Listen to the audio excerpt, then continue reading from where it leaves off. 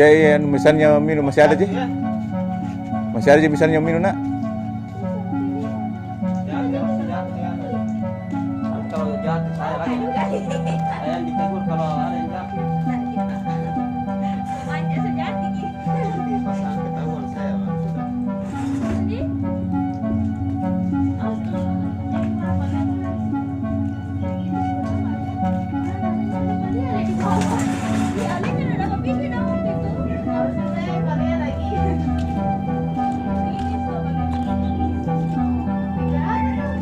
Kan itu hari sempat juga masuk ke pasan misalnya Umi.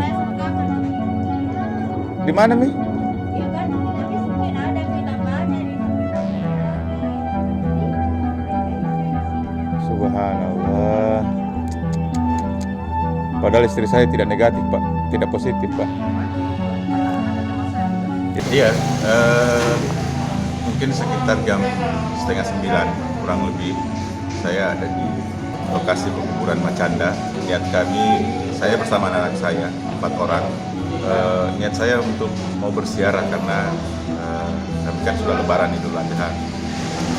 Nah, sampainya kami di sana, kami dilarang sama petugas tim gugus yang ada di sana, TNI dan Polri. Katanya tidak ada perintah dari tim gugus bahwa kita bisa menziarahi kuburan yang ada dalam.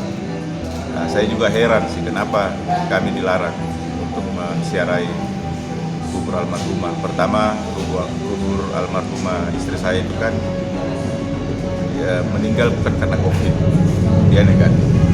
Cuman karena diberi status PDP waktu itu. Saya tidak paham Pak Gubernur apa pikirannya sampai sekedar untuk berziarah saja kan dilarang. Dari dengan kondisi itu anak saya sampai memanjat tower yang setinggi kurang lebih 7-8 meter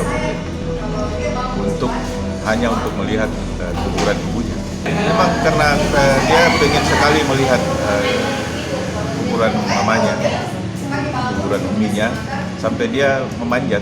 Saya juga ya, mau larang juga tidak bisa karena memang keinginan mereka sendiri.